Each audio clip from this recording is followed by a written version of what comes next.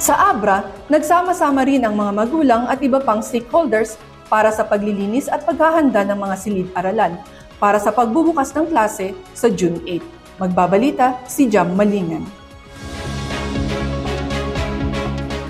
Nagsimula na ang isang linggong Brigada Eskwela 2026 matapos itong ilunsad ng Schools Division Office ABRA kasama ang iba't ibang partners at stakeholders sa Bangued West Central School. Is a nationwide initiative of the Department of Education that mobilizes stakeholders to prepare public schools, even private schools, for the opening of classes. In the Schools Division of ABRA, Brigada Eskwela is further strengthened through its banner program in Namuyo Project. It's already the contextualized banner program aligned to Brigada Eskwela. We prepare our learning spaces, our classrooms.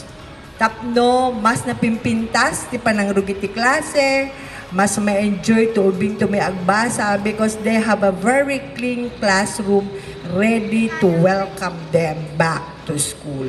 The classrooms we prepare today are not merely structures of concrete and steel. They are places where dreams are nurtured, character is formed, and futures are built.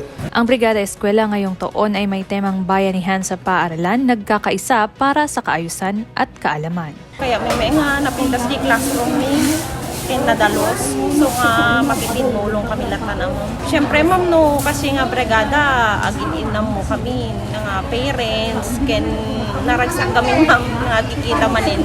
Tatlo ko ma'am, madaran-daran ito binag trabaho, agdalos. Kamaya mo tamam, ado kami man, naragsak mamamagam mo kami. Mula dito sa ABRA, Jam Malingan para sa PIA News, Cordillera.